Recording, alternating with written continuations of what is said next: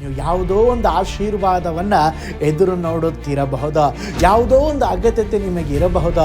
ಎಷ್ಟೋ ವರ್ಷಗಳಿಂದ ಕೆಲವು ವಿಷಯಗಳಿಗಾಗಿ ನೀವು ನಿರೀಕ್ಷಿಸುತ್ತಾ ಇರಬಹುದು. ಪಾಸ್ಟರ್, ನಮ್ಮ ಜೀವಿತದಲ್ಲಿ ಒಂದು ಮೇಲುಗಳಿಗಾಗಿ ನಾವು ಕಾದಿದ್ದೇವೆ, ನಮ್ಮ ಜೀವಿತದಲ್ಲಿ ಒಂದು ಒಳ್ಳೆಯದು ಸಂಭವಿಸುವುದಿಲ್ವಾ ಎಂಬುದಾಗಿ ನಾವು ಕಾದಿದ್ದೇವೆ ಎಂಬುದಾಗಿ ನೀವು ಹೇಳುತ್ತಿರಬಹುದು. ಯಾವುದಾದ್ರೂ ಅವಶ್ಯಕತೆಯಲ್ಲಿ ನೀವಿರಬಹುದು.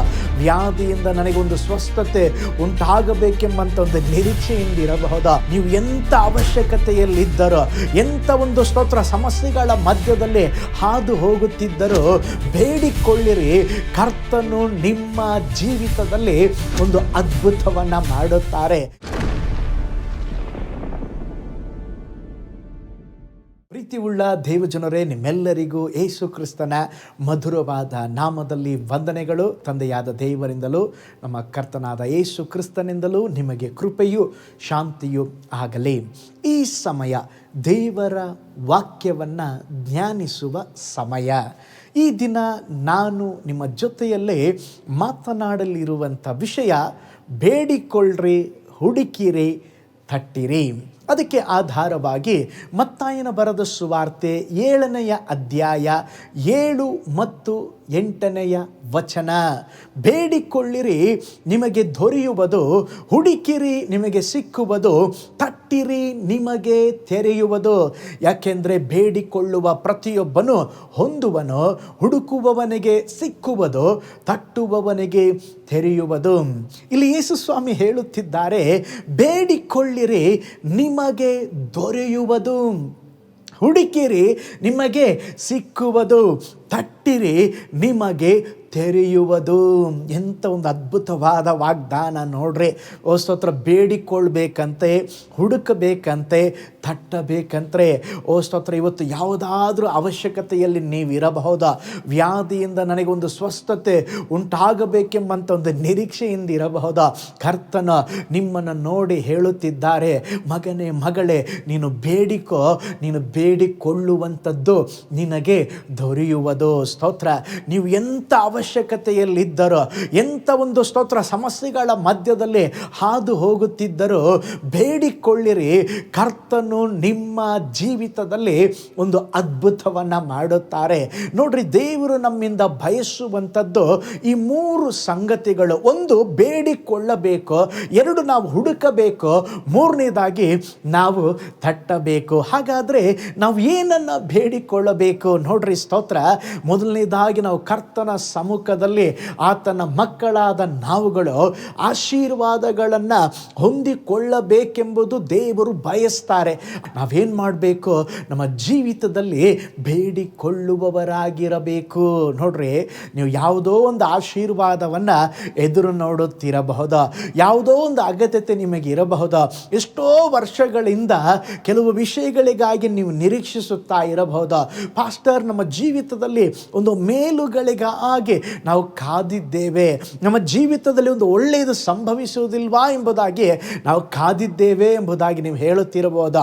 ದೇವರು ನಿಮ್ಮನ್ನು ನೋಡಿ ಹೇಳುತ್ತಿದ್ದಾರೆ, ಮಗನೇ, ಮಗಳೇ, ನೀನು ಬೇಡಿಕೋ, ನಾನು ನಿನ್ನ ಇಷ್ಟಾರ್ಥಗಳನ್ನು ನೆರವೇರಿಸುವೆನು. ನೋಡ್ರಿ, ದೇವ ಮಕ್ಕಳಾದಂಥ ನಾವುಗಳು ಒಂದು ವಿಷಯವನ್ನು ತಿಳಿದುಕೊಳ್ಳಬೇಕು. ಏನಂದರೆ, ಸತ್ಯ ವೇದದಲ್ಲಿ ದೇವರು ಎಷ್ಟೋ ವಾಗ್ದಾನಗಳನ್ನು, ಆಶೀರ್ವಾದಗಳನ್ನು ತನ್ನ ಮಕ್ಕಳಿಗಾಗಿ ಇಟ್ಟಿದ್ದರೂ ಸಹ, ಆದರೆ ಒಂದು ಆಜ್ಞೆ ಇದೆ, ಒಂದು ವಾಗ್ದಾನ ಇದೆ.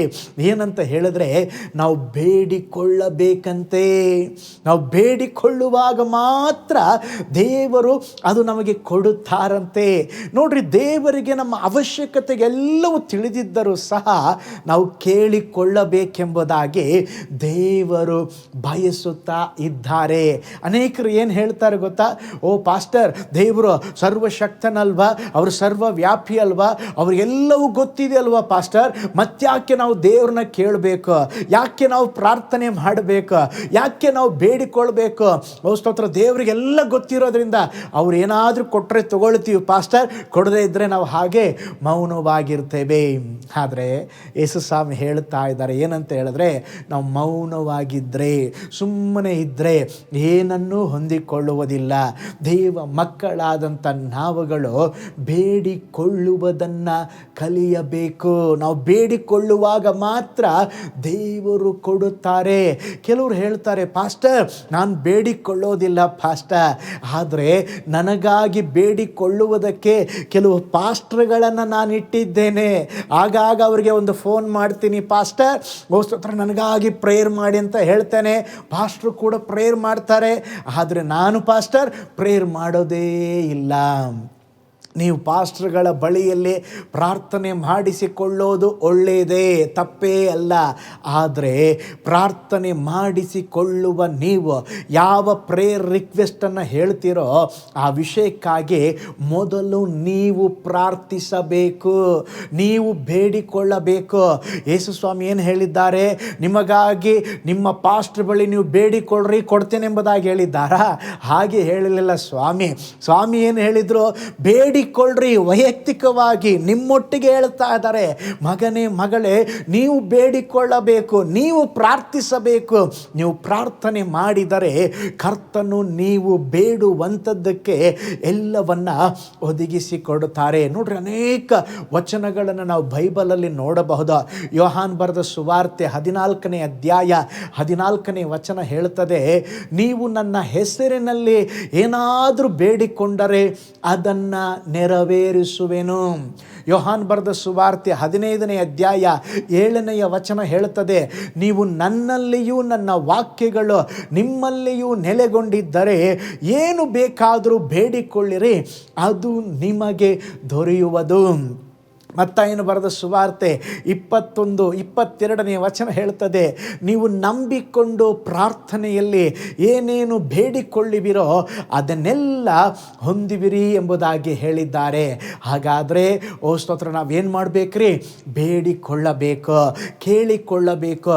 ಕೆಲವರು ಈ ವಚನವನ್ನು ತಪ್ಪಾಗಿ ಅರ್ಥ ಮಾಡಿಕೊಂಡು ಏನು ಮಾಡ್ತಾರೆ ಅಂತ ಹೇಳಿದ್ರೆ, ಬಾಯಿಗೆ ಬಂದದ್ದೆಲ್ಲ ಕೇಳ್ಕೊಳ್ತಾರೆ. ಅವರು ಇರೋದು ಭೂಮಿಯಲ್ಲಿ, ಕೇಳ್ಕೊಳ್ಳೋದೆಲ್ಲ ಆಕಾಶದಲ್ಲಿ ಇರುವಂಥದ್ದನ್ನು. ಓ ಸ್ತೋತ್ರ. ಆದರೆ ಇಲ್ಲಿ ಕೇಳಿಕೊಳ್ಳ್ರಿ, ಬೇಡಿಕೊಳ್ಳ್ರಿ ಎಂಬುದಾಗಿ ಹೇಳಿದ್ರೆ ನಮ್ಮ ಮನಸ್ಸಿಗೆ ಬಂದದ್ದನ್ನು, ನಮ್ಮ ಮನಸ್ಸಿಗೆ ತೋಚುವಂಥದ್ದನ್ನು ನಾವು ಕೇಳಿಕೊಳ್ಳಬಾರದು.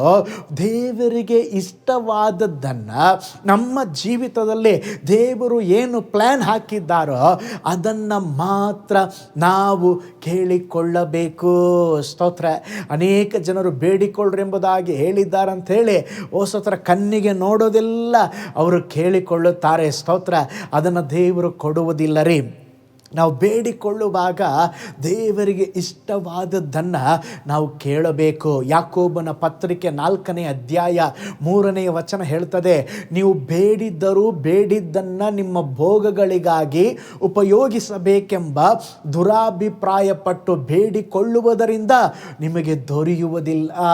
ಇಲ್ಲಿ ಒಂದು ಸಭೆಯವರು, ಇಲ್ಲಿ ಒಂದು ದೇವಜನರು ಏನು ಮಾಡ್ತಾ ಇದ್ದಾರೆ? ಬೇಡಿಕೊಳ್ತಾ ಇದ್ದಾರೆ, ಆದರೆ ಅವರಿಗೆ ದೇವರು ಕೊಡುತ್ತಾ ಇಲ್ಲ. ಕಾರಣ ಏನು ಗೊತ್ತಾ? ದುರಾಭಿಪ್ರಾಯ ಪಟ್ಟು ಅವರ ಆಸೆ ಇಚ್ಛೆಗಳನ್ನು ಕೇಳಿಕೊಳ್ಳುತ್ತಾ ಇದ್ದಾರೆ. ಅದು ಕೊಡು ಸ್ವಾಮಿ, ಇದು ಕೊಡು ಸ್ವಾಮಿ ಎಂಬುದಾಗಿ ಸ್ವಂತ ಇಚ್ಛೆಗಳನ್ನು ಅವರು ಕೇಳಿಕೊಳ್ಳುವುದರಿಂದ ದೇವರು ಅವರ ಪ್ರಾರ್ಥನೆಗೆ ಉತ್ತರ ಕೊಡಲಿಲ್ಲ.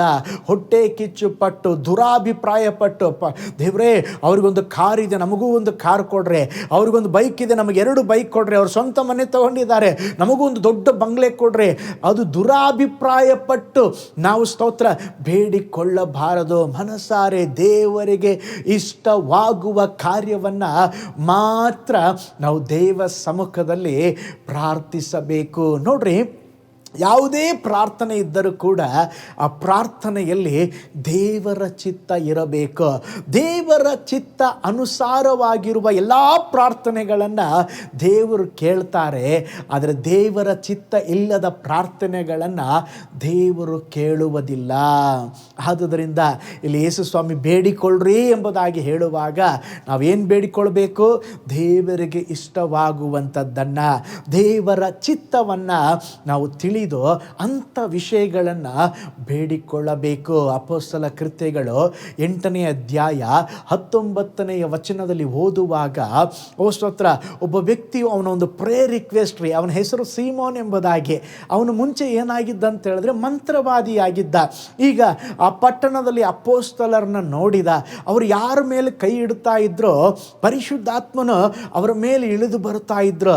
ಇವನು ಅನ್ಕೊಂಡ, ಇಷ್ಟು ದಿವಸ ಮಂತ್ರವಾದಿ ಮಾಡ್ತಾ ಇದ್ದೆ, ಇನ್ನು ಮೇಲೆ ಇಂಥ ಒಂದು ಕೃಪೆ ದೇವರು ನನಗೆ ಕೊಟ್ಟರೆ, ನನಗೆ ದೇವರು ಈ ಕೃಪೆಯನ್ನು ಕೊಟ್ಟರೆ ನಾನು ಇನ್ನೂ ಫೇಮಸ್ ಆಗ್ತೀನಿ ಅಂತೇಳಿ ಅವನು ಏನು ಹೇಳ್ತಾ ಇದ್ದಾನೆ, ದುಡ್ಡು ಕೊಟ್ಬಿಟ್ಟು ಆ ವರ ನನಗೂ ಕೊಡಲಿಕ್ಕೆ ಹೇಳ್ರಿ, ನನಗೂ ಪ್ರೇಯರ್ ಮಾಡಿರಿ. ಆಗ ಅಪೊಸ್ತಲರು ಅವನನ್ನು ಗದರಿಸಿದರು. ನೋಡ್ರಿ, ಅವನು ತನ್ನ ಸ್ವಂತ ಇಚ್ಛೆ ಆಶೆಗಳನ್ನು ಪೂರೈಸಿಕೊಳ್ಳಬೇಕೆಂಬುದಾಗಿ ಅವನೊಂದು ಪ್ರೇಯರ್ ರಿಕ್ವೆಸ್ಟನ್ನು ಕೊಟ್ಟ. ಆ ಪ್ರೇಯರ್ ರಿಕ್ವೆಸ್ಟ್ಗೆ ಅಪೊಸ್ತಲರು ಪ್ರಾರ್ಥನೆ ಮಾಡಲಿಲ್ಲ. ಪ್ರೀತಿ ಉಳ್ಳ ದೈವ ಜನರೇ, ಇವತ್ತು ದೇವರ ಚಿತ್ತ ಅಲ್ಲ ಎಂಬುದಾಗಿ ಎಷ್ಟೋ ವಿಷಯ ನಮಗೆ ಗೊತ್ತಿದೆ. ನಮ್ಮ ಸೇವೆ, ನಮ್ಮ ವಿವಾಹ, ಮದುವೆ ಗೊತ್ತು ನಮಗೆ, ದೇವರು ನಮ್ಮ ಜೊತೆ ಮಾತಾಡಿದ್ದಾರೆ. ಆದರೂ ಕೂಡ ನಾವೇನು ಮಾಡ್ತೀವಿ ಗೊತ್ತಾ, ಉಪವಾಸ ತೆಗೆದುಕೊಂಡು ಗೊತ್ತು ಆ ಪ್ರಾರ್ಥನೆಗೆ ದೇವರು ಉತ್ತರ ಕೊಡಲ್ಲ ಅಂತೇಳಿ, ಆದರೂ ಕೂಡ ದೇವರ ಕೈಗಳನ್ನು ಟ್ವಿಸ್ಟ್ ಮಾಡಿ ನಾವು ಪ್ರಾರ್ಥನೆ ಮಾಡಲಿಕ್ಕೆ ನೋಡ್ತೇವೆ.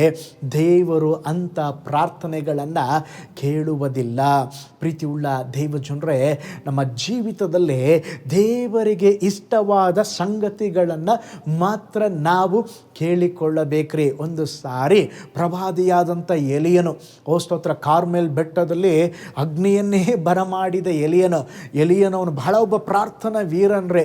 ಅನೇಕ ಸಮಯಗಳಲ್ಲಿ ಪ್ರಾರ್ಥನೆ ಮಾಡಿದ್ದಾನೆ. ಅವನ ಎಲ್ಲ ಪ್ರಾರ್ಥನೆಯನ್ನು ಕೇಳಿ ದೇವರು ದೊಡ್ಡ ದೊಡ್ಡ ಅದ್ಭುತಗಳನ್ನು ಮಾಡಿದರು. ಒಂದು ಸಾರಿ ಜಾಲೆ ಗಿಡದ ಬಳಿಯಲ್ಲಿ ಕೂತ್ಕೊಂಡು ಒಂದು ಪ್ರೇಯರ್ ರಿಕ್ವೆಸ್ಟ್ ಮಾಡ್ತಾ ಇದ್ದಾನೆ, ಸ್ವಾಮಿ ಸಾಕು, ನನಗೆ ಸಾಕಾಯಿತು ಸ್ವಾಮಿ. ಇಜೆಬೆಳೆಗೆ ಹೆದರಿ ಜಾಲೆ ಮರದ ಕೆಳಗೆ ಕೂತುಕೊಂಡು ಹೇಳ್ತಾ ಇದ್ದಾನೆ, ಸ್ವಾಮಿ ಸಾಕು, ನನ್ನ ಜೀವವನ್ನು ತೆಗೆದುಕೊಳ್ಳ್ರಿ. ಎಲಿಯನ ಎಲ್ಲ ಪ್ರಾರ್ಥನೆಗೆ ದೇವರು ಉತ್ತರ ಕೊಟ್ಟರು, ಈ ಪ್ರಾರ್ಥನೆಗೆ ಉತ್ತರ ಕೊಡಲಿಲ್ಲರಿ. ಅದಕ್ಕೆ ವ್ಯತ್ಯಸ್ತವಾಗಿ ದೇವರು ಉತ್ತರ ಕೊಟ್ಟರು. ಇವನು ಹೇಳ್ದ, ಸ್ವಾಮಿ ಸಾಕು, ನನ್ನ ಜೀವ ತಗೊಳ್ರಿ. ಆದರೆ ಜೀವದಿಂದ ಇದ್ದು ಸಾಯದೆ ಪರಲೋಕಕ್ಕೆ ಒಯ್ಯಲ್ಪಟ್ಟವನ ಯಾರೇ? ಎಲಿಯನು. ಸ್ವಾಮಿ ನನ್ನ ಜೀವ ತಗೋ ಅಂತ ಹೇಳಿದ್ರೆ, ನಿನ್ನ ಜೀವ ತಗೊಳ್ಳಪ್ಪ, ನೀನು ಹಂಗೇ ಪರಲೋಕಕ್ಕೆ ಬಾ ಎಂಬುದಾಗಿ ದೇವರು ಸೇರಿಸಿಕೊಂಡ್ರು. ಪ್ರೀತಿ ಉಳ್ಳ ದೇವ ಜನರೇ, ಕೆಲವು ಸಾರಿ ದೇವರು ನಮಗೆ ಯಾವ ವಿಷಯಕ್ಕೆ ಪ್ರಾರ್ಥನೆಗೆ ಉತ್ತರ ಕೊಡಬೇಕೆಂಬುದಾಗಿ ಅವರಿಗೆ ಗೊತ್ತಿದೆ.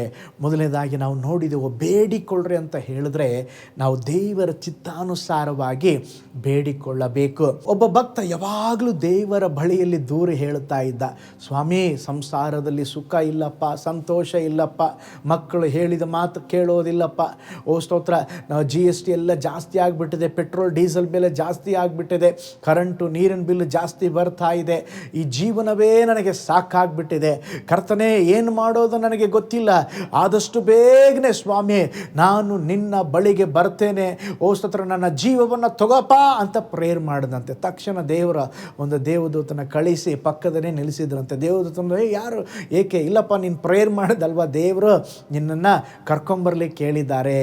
ಹಾಗೆ ಹೇಳಿದಂತೆ, ಯಪ್ಪ ಸುಮ್ಮನೆ ಏನೋ ಮನಸ್ಸಲ್ಲಿರೋ ಭಾರ ಹೋಗ್ಬೇಕಂತ ಹೇಳಿದ್ದೇನೆ, ಈಗೆಲ್ಲ ನಾನು ಬರೋದಿಲ್ಲ, ಇನ್ನೂ ಸ್ವಲ್ಪ ದಿವಸ ಬಿಟ್ಟು ನಾನು ಬರ್ತೇನೆ. ನೋಡ್ರಿ, ಕೆಲವು ಸಾರಿ ನಾವು ಮಾತನಾಡುವ, ಪ್ರೇಯರ್ ಮಾಡುವ ಎಲ್ಲ ಪ್ರಾರ್ಥನೆಯನ್ನು ಕೇಳಿದ್ರೆ ಎಷ್ಟೋ ಜನರು ಇವತ್ತು ಭೂಲೋಕದಲ್ಲಿ ಇರ್ತಾ ಇರಲಿಲ್ಲ.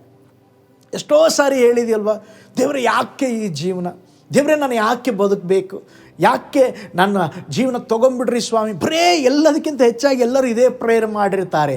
ಬೇಡಿಕೊಳ್ಳ್ರಿ ಅಂತ ಹೇಳಿದ್ರೆ ಈ ರೀತಿಯಾಗಿ ನಾವು ಬೇಡಿಕೊಳ್ಳುವಂಥದ್ದಲ್ಲ.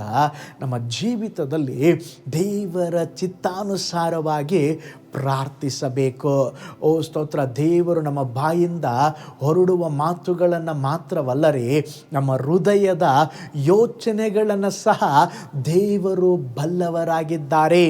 ನೋಡ್ರಿ, ಯೇಸುವಿನ ಜೊತೆಯಲ್ಲಿದ್ದಂಥ ಶಿಷ್ಯರು ಯಾಕೋಬ ಮತ್ತು ಯೋಹಾನರು ಒಂದು ಸಾರಿ ಯೇಸು ಸ್ವಾಮಿ ಬಳಿಯಲ್ಲಿ ಪ್ರೇಯರ್ ಮಾಡ್ತಾ ಇದ್ದಾರೆ. ಏನು ಗೊತ್ತಾ, ಸಮರಿಯದವರು ಅವ್ರನ್ನ ಸೇರಿಸಿಕೊಳ್ಳಲಿಲ್ಲ. ಆಗ ಈ ಶಿಷ್ಯರಿಗೆ ಬಹಳ ಕೋಪ ಬಂತ್ರಿ.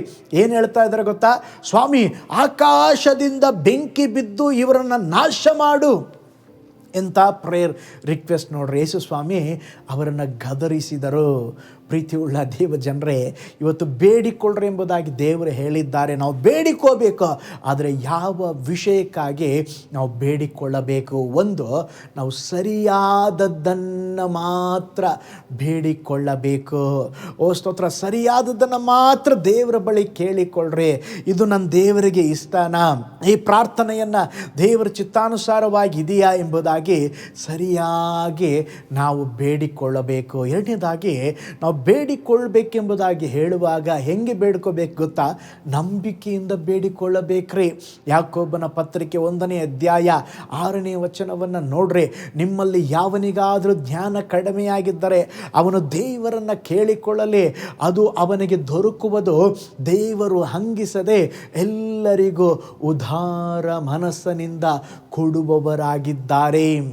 ಸ್ವಲ್ಪವೂ ಸಂದೇಹ ಪಡದೆ ನಂಬಿಕೆ ಇಟ್ಟು ಕೇಳಿಕೊಳ್ಳಬೇಕು. ನೋಡ್ರಿ, ಇಲ್ಲಿ ಓದಿದ ವಾಕ್ಯದಲ್ಲಿ ನೋಡ್ತೇವೆ, ಸ್ವಲ್ಪವೂ ಸಂದೇಹ ಪಡದೆ ನಂಬಿಕೆ ಇಟ್ಟು ನಾವು ಕೇಳಿಕೊಳ್ಳಬೇಕು.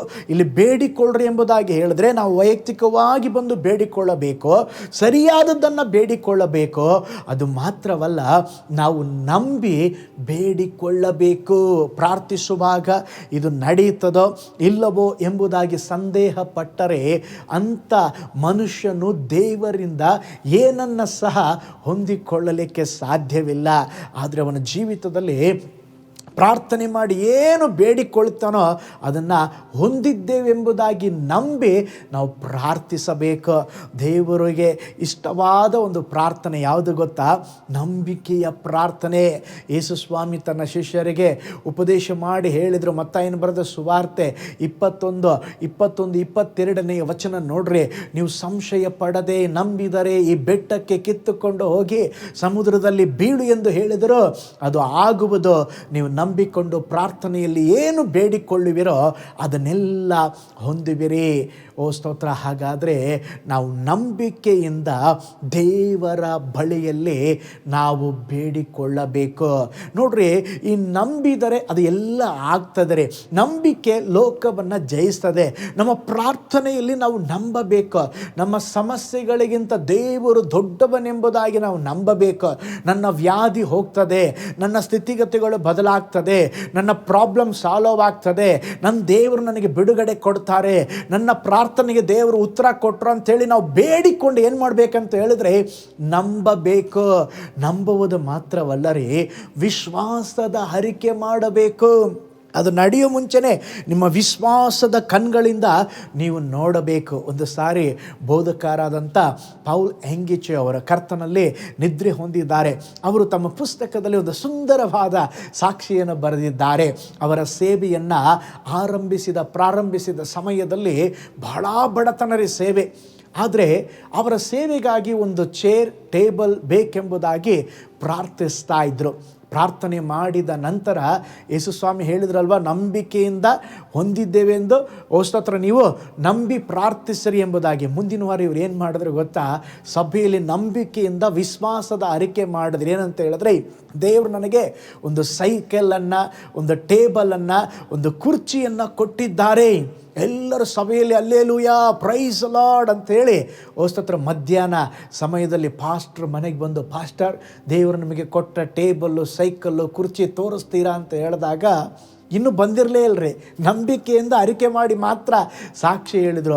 ಆಗ ಅವರು ಹೊಟ್ಟೆಯನ್ನು ತೋರಿಸಿದರು. ಹೇಯ್, ನನ್ನ ಹೊಟ್ಟೆ ಒಳಗಿದೆ.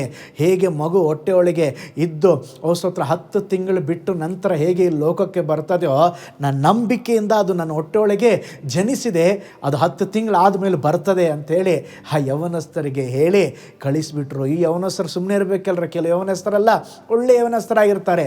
ಊರೆಲ್ಲ ಹಬ್ಬಿಸ್ಬಿಟ್ರು, ನಮ್ಮ ಪಾಸ್ಟ್ರು ಸ್ತೋತ್ರ ಅವರು ಗರ್ಭಿಣಿ ಆಗಿದ್ದಾರೆ ಅಂತೇಳಿ ಆ ರೀತಿಯಾಗಿ ಪರಿಹಾಸ್ಯ ಮಾಡಲಿಕ್ಕೆ ಆರಂಭಿಸಿದರು. ನೀವು ನಂಬ್ತೀರೋ ಇಲ್ವೋ, ಕೆಲವೇ ದಿನಗಳಲ್ಲಿ ಅವರು ನಂಬಿದ ಹಾಗೆ ಅವರು ಕೇಳಿಕೊಂಡಂಥ ಸೈಕಲ್, ಕುರ್ಚಿ ಮೇಜು ಅವ್ರು ಕೇಳಿದ ಹಾಗೆ ದೇವರು ಸ್ತೋತ್ರ ಅದ್ಭುತ ಮಾಡಿ ಅವರಿಗೆ ಕೊಟ್ಟರು. ನಂತರ ಸಭೆಯವರಿಗೆ ಅದನ್ನೆಲ್ಲ ತೋರಿಸಿ ಹೇಳಿದರು, ನೀವೆಲ್ಲ ನನ್ನನ್ನು ಪರಿಹಾಸ್ಯ ಮಾಡಿದ್ರಲ್ವಾ, ನೋಡ್ರಿ ನಾನು ಅವತ್ತೇ ನಂಬಿ ಪ್ರಾರ್ಥನೆ ಮಾಡಿದೆ, ದೇವರು ಅದ್ಭುತ ಮಾಡಿದರು ಎಂಬುದಾಗಿ ಸಾಕ್ಷೀಕರಿಸಿದರು. ಪ್ರೀತಿ ಉಳ್ಳ ದೇವ ಜನರೇ, ಅದೇ ದೇವರು ಇವತ್ತು ನಿಮಗೆ ಒಂದು ಅದ್ಭುತ ಮಾಡಲಿಕ್ಕೆ ಶಕ್ತರಾಗಿದ್ದಾರೆ. ಬೇಡಿಕೊಳ್ಳ್ರೆ. ಓ ಸ್ತೋತ್ರ, ಇನ್ನೂ ದೇವರು ನನಗೆ ಅದ್ಭುತ ಮಾಡ್ತಾರೆ, ಬಿಡುಗಡೆ ಕೊಡ್ತಾರಾ ಇಲ್ವೋ ಎಂಬುದಾಗಿ ನೀವು ಡೌಟ್ ಪಡ್ತಾ ಇದ್ದರೆ ಡೌಟ್ ಪಡಬೇಡ್ರಿ. ಯೇಸು ಸ್ವಾಮಿ ನನ್ನ ಮಕ್ಕಳಿಗೆ ಒಳ್ಳೆಯದು ಮಾಡ್ತಾರೆ, ಯೇಸು ಸ್ವಾಮಿ ನನಗೊಂದು ಒಳ್ಳೆ ಕೆಲಸ ಕೊಡ್ತಾರೆ, ಯೇಸು ಸ್ವಾಮಿ ನನಗೊಂದು ಒಳ್ಳೆ ಪ್ರಮೋಷನ್ ಕೊಡ್ತಾರೆ ಎಂಬುದಾಗಿ ನೀವು ನಂಬಬೇಕು.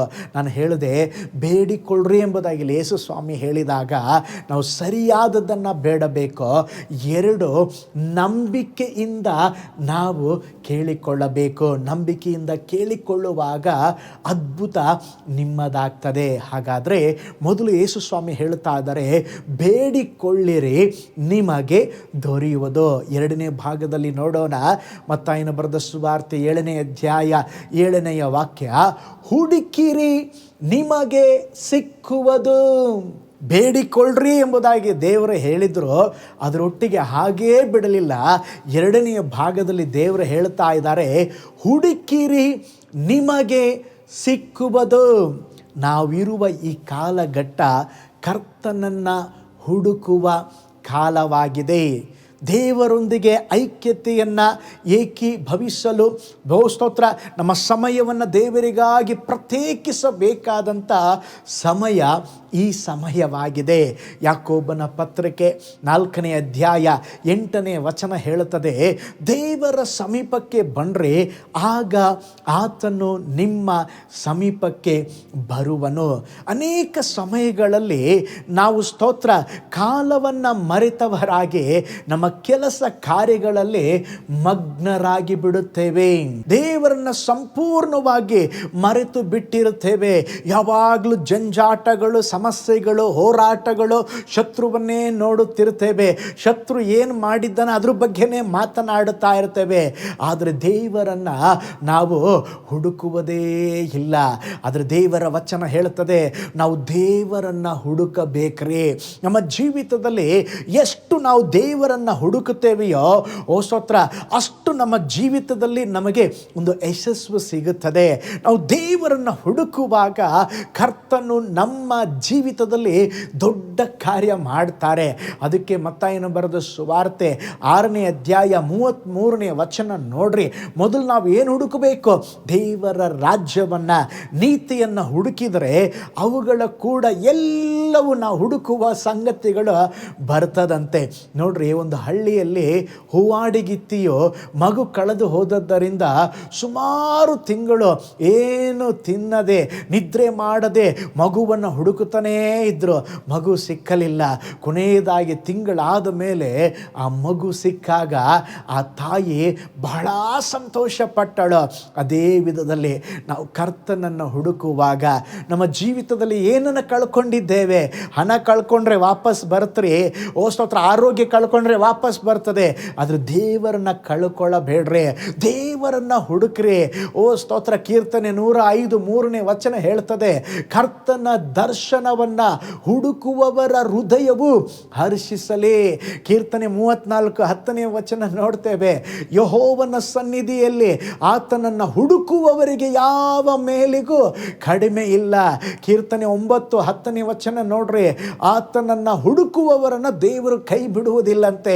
ಕೀರ್ತನೆ 119 2ನೇ ವಚನ, ಸಂಪೂರ್ಣ ಮನಸ್ಸಿನಿಂದ ಆತನನ್ನು ಹುಡುಕುವಂಥವರು ಭಾಗ್ಯವಂತರಂತೆ. ಓ ಸ್ತೋತ್ರ, ಇಬ್ರಿಯ ಪತ್ರಿಕೆ 11:6, ದೇವರನ್ನು ಹುಡುಕುವವರಿಗೆ ದೇವರು ಪ್ರತಿಫಲವನ್ನು ಕೊಡ್ತಾರಂತೆ.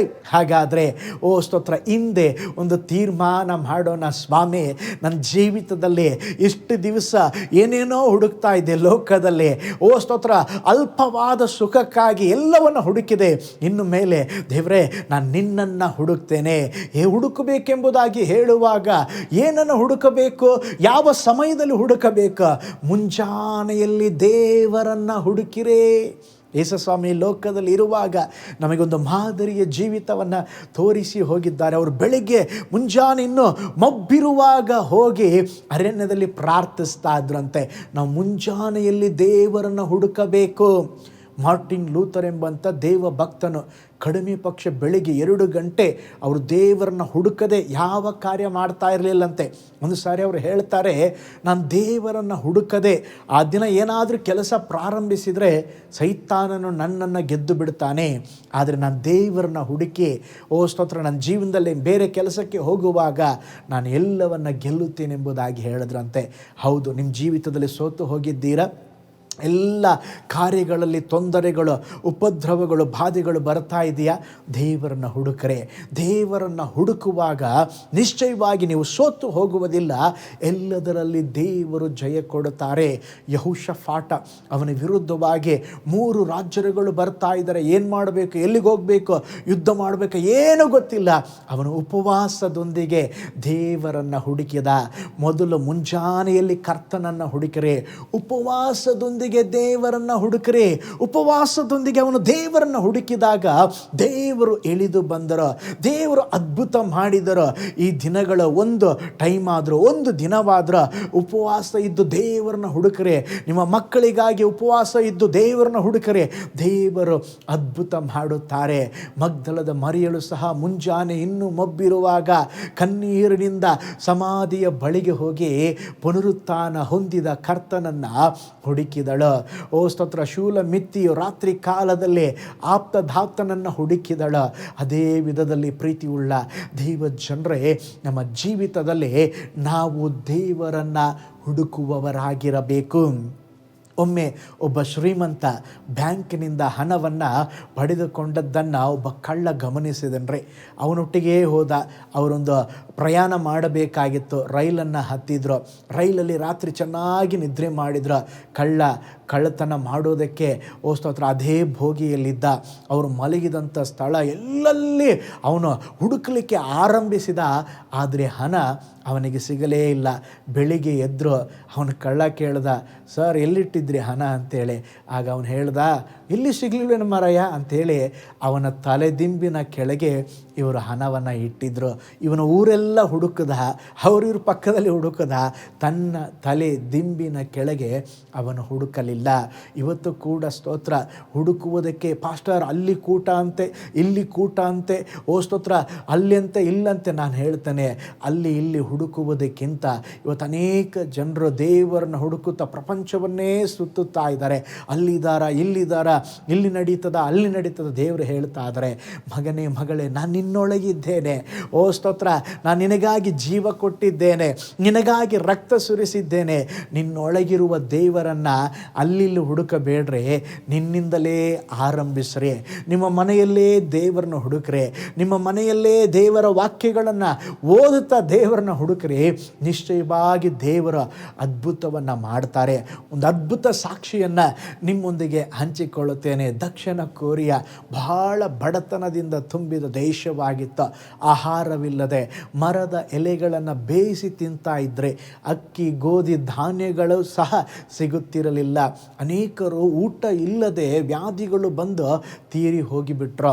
ಅಂಥ ಸಂದರ್ಭದಲ್ಲಿ ಪೌಲ್ ಎಂಗಿಚೋ ಎಂಬಂಥ ಒಬ್ಬ ಸೇವಕರು ರಕ್ಷಿಸಲ್ಪಟ್ಟು ನಂತರ ಒಂದು ಸಣ್ಣ ಗುಡಿಸಿಲಿನಲ್ಲಿ ಒಂದು ಸಭೆಯನ್ನು ಆರಂಭಿಸಿ, ಸ್ತೋತ್ರ, ಅವರು ಆರಂಭಿಸಿದಾಗ ಕೇವಲ 3 ಮಂದಿ ಮಾತ್ರ ಇದ್ರು.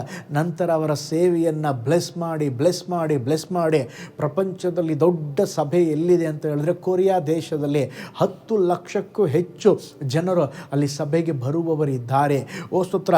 ಯಾಕೆ ಅಂತ ಹೇಳಿದ್ರೆ ಅಲ್ಲಿ ವಿಶ್ವಾಸಿಗಳ ಸಂಖ್ಯೆ, ದೇವ ಜನರ ಸಂಖ್ಯೆ ಜಾಸ್ತಿ ಆಯಿತು. ಅವರೆಲ್ಲ ಹೋದರೆ ಅಲ್ಲಿ ಬಸ್ಸಲ್ಲಿ ಹೋಗುವವರನ್ನು ನೋಡಿದ್ರೆ ಅಲ್ಲಿ ಪ್ರೇಯರ್ ಮಾಡ್ತಾನೇ ಇರ್ತಾರಂತೆ. ಅಲ್ಲಿ ಬೆಟ್ಟ ಗುಡ್ಡಗಳಿದೆ, ಅಲ್ಲಿ ಪ್ರಾರ್ಥನೆಯ ಸ್ಥಳಗಳನ್ನು ಏರ್ಪಡಿಸಿದ್ದಾರೆ. ಸ್ತೋತ್ರ. ರಾತ್ರಿ ಎಲ್ಲ ಪ್ರೇಯರ್ ಮಾಡೋರು ಇದ್ದಾರಂತೆ, ಬೆಳಿಗ್ಗೆದ್ದು ಪ್ರೇಯರ್ ಮಾಡ್ತಾರೆ.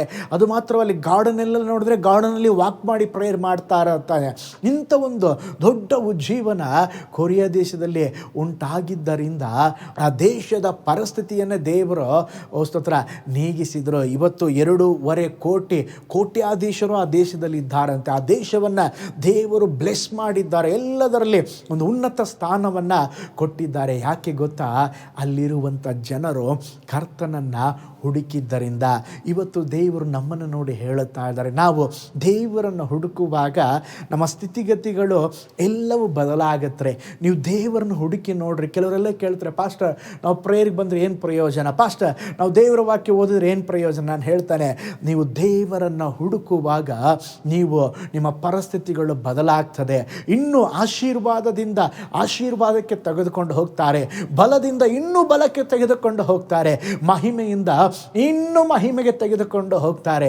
ಪ್ರೀತಿ ಉಳ್ಳ ದೇವಜನರೇ, ಪಾಸ್ಟರ್ ಕೆಲವರು ನೋಡ್ರಿ ಹೇಳುವಾಗ, ಪಾಸ್ಟರ್ ನಮ್ಮ ತಾತಂದಿರ ಕಾಲದಿಂದ ನಾವು ಕ್ರೈಸ್ತ ಕುಟುಂಬದಲ್ಲಿ ಹುಟ್ಟಿದ್ದೇವೆ, ಜನರೇಷನ್ ಆಗಿ ನಮ್ಮ ಕ್ರೈಸ್ತ ಇತಿಹಾಸದಲ್ಲಿ ನಮಗೆ ಒಂದು ದೊಡ್ಡ ನೇಮ್ ಇದೆ, ದೊಡ್ಡ ಫೇಮ್ ಇದೆ. ನಾನು ಹೇಳ್ತೇನೆ, ಹೆಸರು ದೊಡ್ಡ ನೇಮು ದೊಡ್ಡ ಫೇಮ್ ಏನು ಇಲ್ಲರಿ.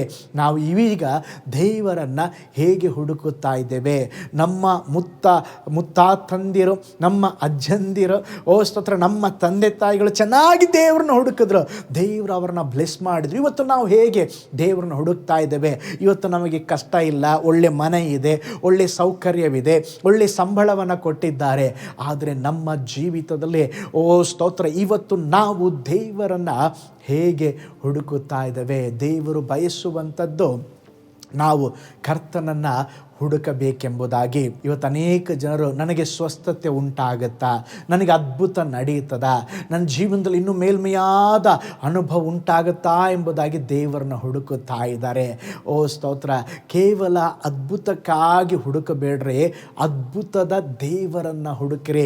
ಆಶೀರ್ವಾದವನ್ನು ಮಾತ್ರ ಹುಡುಕಬೇಡ್ರಿ, ಆಶೀರ್ವದಿಸುವಂಥ ದೇವರನ್ನು ಹುಡುಕುವವರಾಗಿರಿ.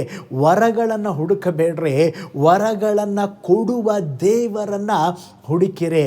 ಸ್ತೋತ್ರ, ಹುಡುಕಬೇಕಾದದ್ದನ್ನು ನಾವು ಸರಿಯಾಗಿ ಹುಡುಕುವಾಗ ಕರ್ತನು ಸ್ತೋತ್ರ ನಮ್ಮ ಜೀವಿತದಲ್ಲಿ ಮೇಲ್ಮೆಯಾದ ಕಾರ್ಯಗಳನ್ನು ಮಾಡ್ತಾರೆ. ಸಾಧು ಸುಂದರ್ ಸಿಂಗ್ ಎಂಬಂಥ ಭಕ್ತರ ಸಾಕ್ಷಿಯನ್ನು ನೀವು ಕೇಳಿರಬಹುದು. ಅವರು ಸ್ತೋತ್ರ ಚಿಕ್ಕ ವಯಸ್ಸಿನಲ್ಲೇ ಅವರು ಬೈಬಲನ್ನು ಹರಿದು ಸುಟ್ಟು ಹಾಕಿ ಯೇಸು ಸ್ವಾಮಿಯನ್ನು ವಿರೋಧಿಸಿದವರು. ಎಲ್ಲ ಬೆಳಿಗ್ಗೆ ಎದ್ದು ಸ್ತೋತ್ರ ಅವರ ಪದ್ಧತಿಯ ಪ್ರಕಾರ, ಆಚಾರದ ಪ್ರಕಾರ ಏನೇನೋ ಮಾಡ್ತಾ ಇದ್ರಿ, ಎಷ್ಟೋ ವರ್ಷಗಳು ಮಾಡ್ತಾ ಇದ್ರು. ಆದರೆ ಅವರ ಹೃದಯದಲ್ಲಿ ತೃಪ್ತಿನೇ ಇರಲಿಲ್ಲ. ದೇವರನ್ನ ನೋಡಬೇಕು, ದೇವರ ಸ್ವರವನ್ನು ಕೇಳಬೇಕು. ಒಂದು ಸಾರಿ ಮನೆಯ ಬಾಗಿಲನ್ನು ಹಾಕಿಕೊಂಡು, ಇವತ್ತು ದೇವರು ನನಗೆ ಪ್ರತ್ಯಕ್ಷನಾಗದೇ ಇದ್ದರೆ, ಅವರ ಮನೆ ಮುಂದೆ ಒಂದು ಸ್ತೋತ್ರ ರೈಲ್ವೆ ಹಳಿ ಇತ್ತು, ರೈಲ್ವೆ ಅಲ್ಲಿ ಗಾಡಿ ಹೋಗ್ತಾ ಇತ್ತು, ಇವತ್ತು ಹೋಗಿ ನಾನು ಏನು ಮಾಡ್ತಾನೆ, ಆತ್ಮಹತ್ಯೆ ಮಾಡ್ಕೊಳ್ತೇನೆ ಎಂಬುದಾಗಿ ಹಾಕಿ, ದೇವರೇ ನಿನ್ನನ್ನು ಪ್ರಕಟಪಡಿಸಂತ ಕೇಳಿದಾಗ ಅವರು ನೆನೆಸಿದರು, ಅವರು ಪೂಜಿಸುತ್ತಾ ಇದ್ದಂಥ, ಅವರು ಬಯಸಿದಂಥ ದೇವರುಗಳು ಪ್ರತ್ಯಕ್ಷರಾಗ್ತಾರಂತೇಳಿ. ಆದರೆ ದಿಢೀರಂತ ಪ್ರತ್ಯಕ್ಷರಾಗಿದ್ದು ಯೇಸು ಸ್ವಾಮಿ ಪ್ರತ್ಯಕ್ಷರಾಗಿ ತೋರಿಸಿದ್ರು, ನಾನೇ ಮಾರ್ಗ ಸತ್ಯ ಜೀವವಾಗಿದ್ದೇನೆ ಮಗನೇ, ನಾನೇ ನಿಜವಾದ ದೇವರೆಂಬುದಾಗಿ ದರ್ಶನ ಕೊಟ್ರಂತೆ. ಸ್ತೋತ್ರ, ಅವತ್ತೇ ದೇವರನ್ನ ನಂಬಿದ್ರು. ದೇವರಿಗಾಗಿ ಬಹಳ ಬಲವುಳ್ಳ ಸೇವೆಯನ್ನು ಅವರು ಮಾಡಿದ್ದಾರೆ. ಭಾರತದ ಅಪೊಸ್ತಲ ಎಂಬುದಾಗಿ ಅವರ ಹೆಸರು.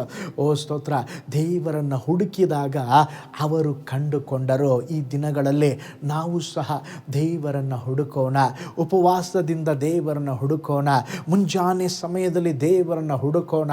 ಎಲ್ಲದರಲ್ಲಿ ಮೊದಲ ಸ್ಥಾನವನ್ನು ದೇವರಿಗೆ ಕೊಟ್ಟು ನಾವು ದೇವರನ್ನು ಹುಡುಕುವಾಗ ನಿಶ್ಚಯವಾಗಿ ನಿಮ್ಮ ಜೀವಿತದಲ್ಲಿ ಕರ್ತನ ಉನ್ನತವಾದ ಸಂಗತಿಗಳನ್ನು ಮಾಡ್ತಾರೆ. ಮೊದಲನೇದಾಗಿ ನಾನು ಹೇಳಿದೆ, ಬೇಡಿಕೊಳ್ಳಬೇಕು. ಎರಡನೇದಾಗಿ ನಾನು ಹೇಳಿದೆ, ಹುಡುಕಬೇಕು. ಮೂರನೇದಾಗಿ ಯೇಸು ಸ್ವಾಮಿ ಹೇಳುತ್ತಾ ಇದ್ದಾರೆ, ತಟ್ಟಿರಿ ನಿಮಗೆ ತೆರೆಯುವುದು. ನಾವೇನು ಮಾಡಬೇಕಂತೆ? ತಟ್ಟಬೇಕಂತ್ರಿ. ಈ ವಿಷಯವ ಕುರಿತಾಗಿ ನಿಮ್ಮೊಟ್ಟಿಗೆ ಮಾತನಾಡುವಾಗ ನನಗೆ ಲೂಕನ ಬರೆದ ಸುವಾರ್ತೆ 11ನೇ ಅಧ್ಯಾಯದಲ್ಲಿ ಒಂದು ಸಂಭವ ನೆನಪಿಗೆ ಬರ್ತದೆ. ನೋಡ್ರಿ, ಒಬ್ಬ ಸ್ನೇಹಿತನಿದ್ದನು. ಅವನು ಮಧ್ಯರಾತ್ರಿಯಲ್ಲಿ ಆ ಸ್ನೇಹಿತನ ಬಳಿಗೆ ಹೋಗಿ, ನನ್ನ ಮನೆಗೆ ಗೆಸ್ಟ್ ಬಂದಿದ್ದಾರೆ, ರೊಟ್ಟಿ ಕೊಡಪ್ಪ ಎಂಬುದಾಗಿ ಕೇಳ್ತಾನೇ ಇದ್ದ. ಒಂದು ಸಾರಿ ಕೇಳ್ದ, ಎರಡು ಸಾರಿ ಕೇಳ್ದ. ಇವನ ಟಾರ್ಚಲ್ಲಿ ತಡ್ಕೊಳ್ಳೋದೇ ಆ ಸ್ನೇಹಿತನು ಇಷ್ಟಪಟ್ಟು ಕೊಟ್ಟನೋ ಇಲ್ವೋ, ಇವನ ಟಾರ್ಚಲ್ಗೆ ಆ ಸ್ನೇಹಿತನು ರೊಟ್ಟಿ ತಗೋಪ್ಪ, ನನಗೆ ತೊಂದರೆ ಕೊಡಬೇಡ, ನನ್ನ ಚಿಕ್ಕ ಮಕ್ಕಳು ಮಲಗಿದ್ದಾರೆ ಅಂತೇಳಿ ಕೊಟ್ಟು ಕಳಿಸಿದ್ನಂತೆ. ನೋಡ್ರಿ, ಅದೇ ವಿಧದಲ್ಲಿ ನಾವು ಪರಲೋಕದ ಬಾಗಿಲನ್ನು ತಟ್ಟುವಾಗ ಕೆಲವ್ರು ಏನು ಮಾಡ್ತಾರೆ ಗೊತ್ತಾ? ಒಂದೇ ಸಾರಿ ತಟ್ತಾರೆ, ತಟ್ತಾರೆ, ದೇವರು ತೆರೆದಿರ್ತಾರೆ. ಈ ಮಕ್ಕಳ ಆಟ ನೋಡಿದ್ದೀರಾ? ಹಳೆ ಕಾಲದಲ್ಲೆಲ್ಲ ಈ ಆಟ ಆಡ್ತಾಯಿದ್ರು. ಈಗಿರೋ ಮಕ್ಕಳಿಗೆ ಈ ಆಟ ಗೊತ್ತಿದೆಯೋ ಇಲ್ವೋ? ಹಳೆ ಕಾಲದಲ್ಲಿ ಮಕ್ಕಳ ಗುಂಪು ಅಥವಾ ಮಕ್ಕಳು ಏನು ಮಾಡ್ತಾಯಿದ್ರು ಗೊತ್ತಾ? ಬಾಗಿಲನ್ನು ತಟ್ತಾ ಇದ್ದರು. ಬಾಗಿಲನ್ನು ತಟ್ಟಿದ ಮೇಲೆ ಬಾಗಿಲು ಓಪನ್ ಮಾಡುವಾಗ ಅಲ್ಲಿಂದ ಓಡಿ ಹೋಗ್ಬಿಡ್ತಾಯಿದ್ರು. ನೋಡಿದ್ರೆ ಅಲ್ಲಿ ಯಾರೂ ಇರ್ತಾ ಇರಲಿಲ್ಲ. ಬಾಗಿಲು ತಟ್ಟುವಂಥ ಆಟವನ್ನು ಆಡ್ತಾಯಿದ್ರು. ಇವತ್ತು ಕೂಡ ಕೆಲವರು ಪರಲೋಕದ ಬಾಗಿಲನ್ನು ತಟ್ಟ್ರಿ ಅಂತ ಹೇಳಿದಾಗ ತಟ್ತಾ ಇದ್ದಾರೆ, ಪ್ರಾರ್ಥಿಸ್ತಾ ಇದ್ದಾರೆ. ತಟ್ಟದ ಮೇಲೆ ಅಲ್ಲಿ ಇದ್ದು ಕಾಯುವಂಥ ಒಂದು ಅವಸ್ಥೆ ಇಲ್ಲ ರೀ. ನೀವು ತಟ್ಟಿದ ಮೇಲೆ ದೇವರು ಬಾಗಿಲು ತೆರೆದು ಅವರು ನಿಮ್ಮನ್ನು ನೋಡಲಿಕ್ಕೆ, ನೀವು ತಟ್ಟುವ ಕಾರ್ಯಗಳನ್ನು ಕೊಡಲಿಕ್ಕೆ, ಬೇಡಿಕೊಳ್ಳುವ ಕಾರ್ಯಗಳನ್ನು ಕೊಡಲಿಕ್ಕೆ ಅವರು ಬರ್ತಾರೆ. ನೀವು ಒಂದೇ ಸಾರಿ ತಟ್ಟಿ ಹೋಗಿಬಿಟ್ಟಿದ್ದೀರ. ಎಲ್ಲಿ ಅದ್ಭುತ ನಡೀತದೆ, ಎಲ್ಲಿ ಬಿಡುಗಡೆ ಉಂಟಾಗ್ತದೆ? ಪ್ರೀತಿ ಉಳ್ಳ ದೇವಜನರೇ, ನಾವು ತಟ್ಟುತ್ತಲೇ ಇರಬೇಕು. ಇದರ ಅಕ್ಷರಶಃ ಭಾಷಾಂತರ ಏನಂದರೆ, ಬೇಡಿಕೊಳ್ಳ್ರಂದರೆ ಒಂದು ಸಾರಿ ಮಾತ್ರ ಅಲ್ರಿ, ಹುಡುಕಿರಿ ಅಂದರೆ ಒಂದು ಸಾರಿ ಇಲ್ಲ, ಬೇಡಿಕೊಳ್ಳುತ್ತಲೇ ಇರ್ರಿ, ಹುಡುಕುತ್ತಲೇ ಇರ್ರಿ, ತಟ್ಟುತ್ತಲೇ ಇರ್ರಿ. ನಾವು ತಟ್ತಾನೇ ಇರಬೇಕು. ಪಾಸ್ಟರ್, ಮಕ್ಕಳ ವಿಷಯಕ್ಕಾಗಿ ನಾನು ಪ್ರೇಯರ್ ಮಾಡ್ತಾ ಇದ್ದಾನೆ, ಇನ್ನೂ ಸರಿಯಾಗಿಲ್ಲ ಪಾಸ್ಟರ್, ಇನ್ನು ಎಷ್ಟು ವರ್ಷ ನಾವು ಇನ್ನೂ ಬೇಡಿಕೊಳ್ಳೋದು, ಎಷ್ಟು ವರ್ಷ ತಟ್ಟೋದು? ನಾನು ಹೇಳ್ತೇನೆ, ಬಾಗಿಲು ತೆರೆಯುವವರೆಗೂ ತಟ್ಟುತ್ತಲೇ ಇರ್ರಿ. 38 ವರ್ಷದ ರೋಗಿ, ಅವನ ರೋಗಕ್ಕೆ 38 ವರ್ಷ ರೀ, ಒಂದೇ ಸ್ಥಳದಲ್ಲಿ. ಆದರೆ ಅವನಿಗಿರೋ ನಿರೀಕ್ಷೆ ನೋಡ್ರಿ, ವರ್ಷ ಅವನಿಗೆ ಅದ್ಭುತ ನಡೆಯಲ್ಲ. ಆದರೂ ಕೂಡ ಆ ಸ್ಥಳ ಬಿಟ್ಟು ಹೋಗಲಿಲ್ಲ ರೀ. ಆ ಸ್ಥಳದಲ್ಲೇ ಮಲಗಿದ್ದ, ಆ ಹಾಸಿಗೆಯಲ್ಲೇ ಮಲಗಿದ್ದ. ಒಂದಲ್ಲ ಒಂದು ದಿವಸ ದೇವರು ನನಗೆ ಬಿಡುಗಡೆ ಕೊಡ್ತಾರೆ, ಒಂದಲ್ಲ ಒಂದು ದಿವಸ ದೇವರು ಅದ್ಭುತ ಮಾಡ್ತಾರೆ. ಯೇಸು ಸ್ವಾಮಿ ಅದನ್ನು ನೋಡಿದ್ರು, ಕಂಡ್ರು. ಮಗನೇ, ನಿನಗೆ ಸ್ವಸ್ಥತೆ ಬೇಕಾ ಎಂಬುದಾಗಿ ಕೇಳಿ ಅವನ ಜೀವಿತದಲ್ಲಿ ಅದ್ಭುತವನ್ನು ಮಾಡಿದರು.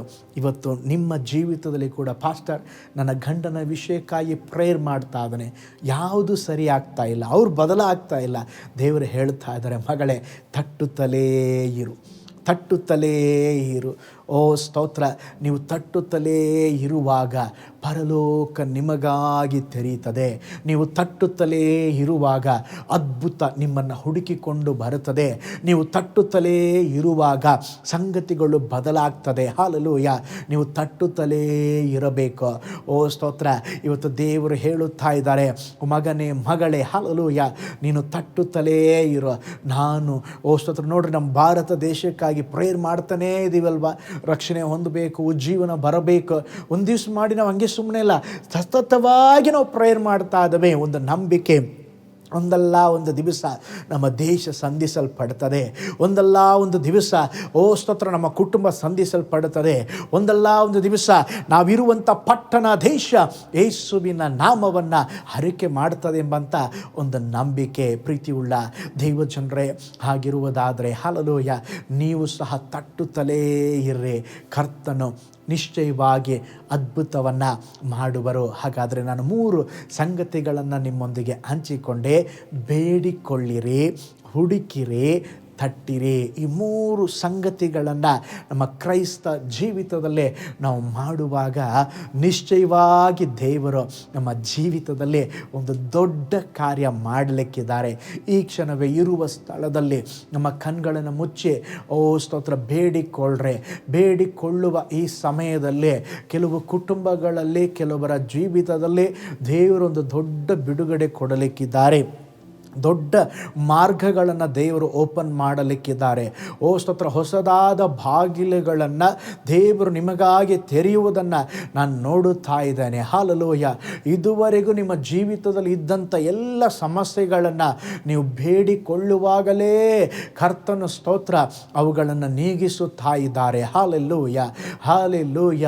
ಇವತ್ತೇ ಒಂದು ತೀರ್ಮಾನ ಮಾಡ್ರಿ, ಅಪ್ಪ, ನಾನು ಬೇಡಿಕೊಳ್ತೇನೆ, ನಂಬಿಕೆಯಿಂದ ಬೇಡಿಕೊಳ್ತೇನಪ್ಪ, ಸರಿಯಾದದ್ದನ್ನು ನಾನು ಬೇಡಿಕೊಳ್ತೇನೆ. ಅಪ್ಪ, ನಾನು ನಿಮ್ಮನ್ನು ಹುಡುಕ್ತೇನೆ ಸ್ವಾಮಿ, ಮುಂಜಾನೆಯಲ್ಲಿ ಹುಡುಕ್ತೇನಪ್ಪ ದೇವರೇ, ಪ್ರಾರ್ಥನೆಯಲ್ಲಿ ಹುಡುಕುತ್ತೇನೆ, ಉಪವಾಸದೊಂದಿಗೆ ನಾವು ನಿಮ್ಮನ್ನು ಹುಡುಕುತ್ತೇವೆ ಅಪ್ಪ. ಇತರ ಕೆಲಸ ಕಾರ್ಯಗಳಿಗಿಂತಲೂ ನಿಮ್ಮ ರಾಜ್ಯವನ್ನು ಹುಡುಕುತ್ತೇವೆ. ಓ ಸ್ತೋತ್ರ ದೇವರೇ, ಪರಲೋಕದ ಬಾಗಿಲನ್ನು ನಾವು ತಟ್ಟುತ್ತೇವಪ್ಪ, ಪರಲೋಕದ ಬಾಗಿಲನ್ನು ನಾವು ತಟ್ಟುತ್ತೇವೆ. ಒಂದು ಅದ್ಭುತವನ್ನು ಮಾಡ್ರಿ. Hallelujah, hallelujah, hallelujah. ನೀನು ಹುಡುಕುವ ಸಮಯದಲ್ಲೇ, ನೀನು ಬೇಡಿಕೊಳ್ಳುವ ಸಮಯದಲ್ಲೇ, ನೀನು ತಟ್ಟುವ ಸಮಯದಲ್ಲೇ ಕರ್ತನು ಈಗೋ ನಿನಗೊಂದು ಅದ್ಭುತವನ್ನು ಮಾಡಲಿಕ್ಕಿದ್ದಾರೆ. ಹಾಲೆಲೂಯ. ಯೇಸುವಿನ ನಾಮದಲ್ಲಿ ಅದನ್ನು ಹೊಂದಿಕೋ, ಯೇಸುವಿನ ನಾಮದಲ್ಲಿ ಅದನ್ನು ಪಡೆದುಕೋ. ಹಾಲೆಲೂಯ. ಓ ಸ್ತೋತ್ರ ಸ್ತೋತ್ರ ಸ್ತೋತ್ರ ಸ್ತೋತ್ರ ರಾಜ. ಪ್ರಾರ್ಥನೆ ಮಾಡಿಕೊಳ್ಳೋಣ. ಪರಲೋಕದಲ್ಲಿ ವಾಸ ಮಾಡುವ ನಮ್ಮ ತಂದೆಯಾದ ದೇವರೇ, ಈ ದಿನ ಕೂಡ ನಿಮ್ಮ ಸಮ್ಮುಖದಲ್ಲಿ ಪ್ರಾರ್ಥಿಸುವಂತೆ, ನಿಮ್ಮ ವಚನಗಳನ್ನು ಧ್ಯಾನಿಸುವಂತೆ ನಮಗೆ ಸಹಾಯ ಮಾಡಿದ್ದೀರಾ ದೇವರೇ. ನಿನ್ನ ವಚನ ನಮ್ಮೊಂದಿಗೆ ಮಾತನಾಡಿದ್ದೀರಾ. ಆ ವಚನದಂತೆ ನಾವು ಬೇಡಿಕೊಳ್ಳುವಂತೆ, ನಿಮ್ಮನ್ನು ಹುಡುಕುವಂತೆ ದೇವರೇ ಸ್ತೋತ್ರ, ಪರಲೋಕದ ಬಾಗಿಲನ್ನು ತಟ್ಟುವಂತೆ ನಮಗೆ ಸಹಾಯ ಮಾಡ್ರಿ.